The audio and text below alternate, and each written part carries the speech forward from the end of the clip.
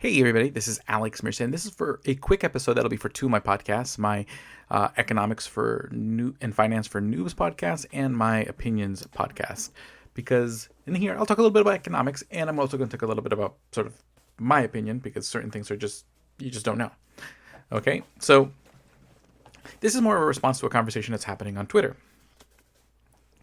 And the conversation is with Emmet Shear, who was like the CEO of OpenAI for like a hot second. When a few weeks ago, when all that drama with OpenAI happened, he posted a tweet that's kind of blowing up and turning into a big discussion about the inheritance tax, where basically he talked about the amount of inheritance and that he's not against people inheriting money, but that he wants everyone to inherit money.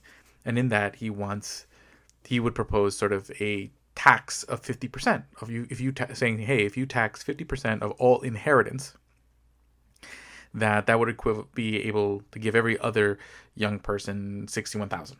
Okay, so again, this is just sort of a general number. So if you took a look at all wealth as just a cash, and then you gave it to young people, again, who are the young people? What is the definition of a young person? That's a question. So to see like where's that number coming from? Is it all people below a certain age? And that also assumes that anyone who inherits money is someone of a young age. So there's a couple different assumptions happening here. That would mean 61,000 per person, and that would basically, ideally, give everyone an easier start in life. Now, in premise, I don't necessarily disagree with the premise in the sense that hey, if generational wealth transfer was more well distributed, in a sense, you can have a lot of more people with a lot more opportunities. Theoretically, that's not wrong. Okay, the question is, the devil's always in the details. Okay, and this is why I generally I'm always extremely skeptical of interventions. Again, the issue isn't that hey, if more people had a little bit more money to kind of get their life started, would they be better off? The question is where's that money coming from? What are the effects of taking that money? So let's examine some of these assumptions. Okay, so first off, is what is being inherited. When you inherit, you don't just inherit cash. Okay, so when we say, hey, the amount inherited is billions, trillions, or whatever the number is, okay, you're not necessarily inheriting cash.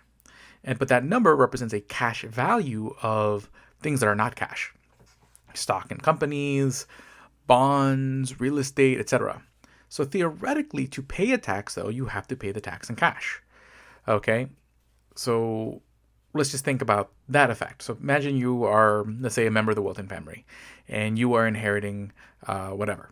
You're probably not inheriting as much cash as you think they would. They'd be inheriting a lot of Walmart stock. Okay? So in that case, to pay the tax, they can't just hand over Walmart stock.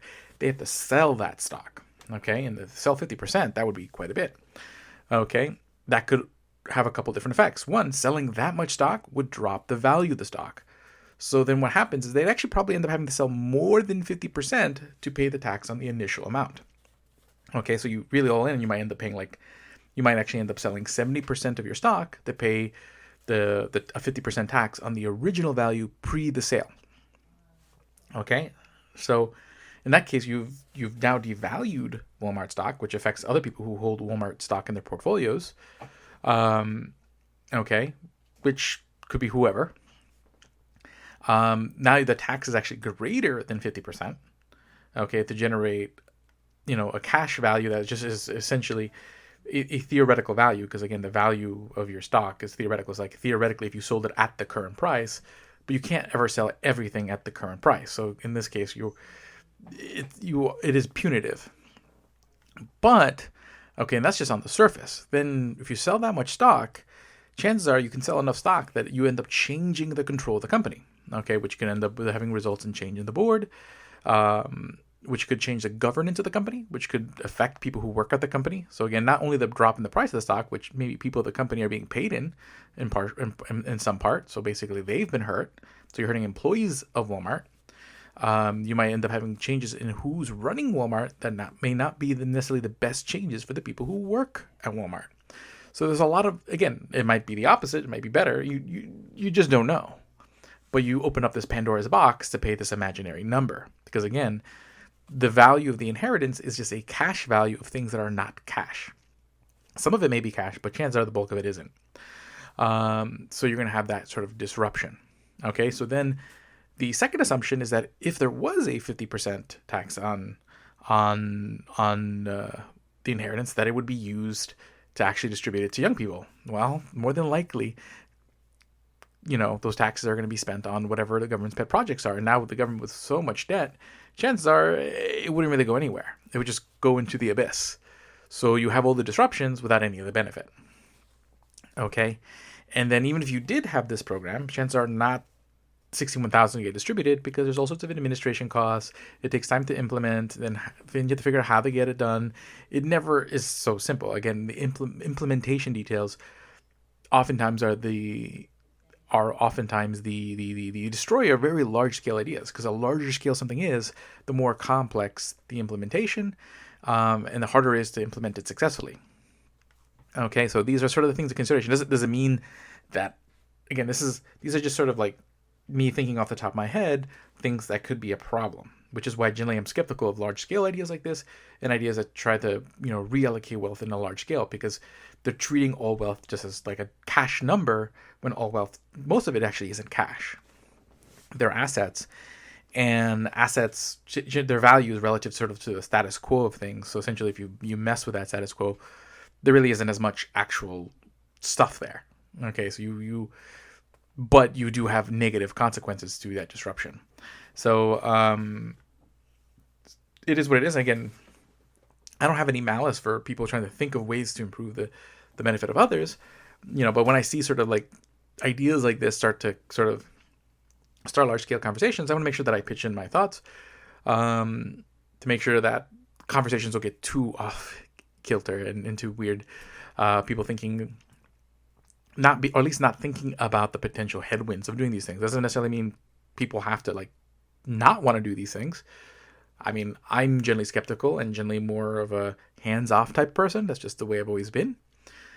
But at the end of the day, even if you're more hands-on, hey, you want the government to be more hands-on, you want to tax more, it is still important to think through the real implications and the real sort of headwinds and effects of these policies on sort of the way the economy works, on individual people who are at the end of these transactions, or who are vicariously affected by these transactions, and so forth. So I just wanted to talk about that again. Don't treat this as a reason to ever be, don't treat differences of opinion as a reason to ever have ill will towards another, or for someone pitching an idea out, whether there's flaws in the idea or whatnot, as a reason to shut down conversation or shame them. Because at the end of the day, people need to put forward ideas so that way we can get to better ideas, and we discuss them, and we discuss what's wrong with them and what's right with them. And that's sort of the problem. A lot of political discussion, people get really heated. They get really, they hear the idea and they either like it or not. And then that's basically, instead of trying to see, hey, how can we go back and forth to see if we can get this to a better idea, or really flesh out the thought process of this thought process, people use this as an excuse to sit there and say, hey, I'm going to either judge that person or exalt that person based on what they said, which isn't really productive. Okay, just if you take someone's idea that you like and you just praise them for it without challenging it, well, their idea doesn't get any better. Okay, and same thing if you take someone who has an idea you don't like and you just shame them for it, their idea doesn't get any better. Only through kind discussion, and challenging each other, whether we agree with each other or not, do our ideas get better and we actually have real progress. So just want to put that out there. I'll see y'all later. Have a great day and enjoy. This is Alex Merced. See ya.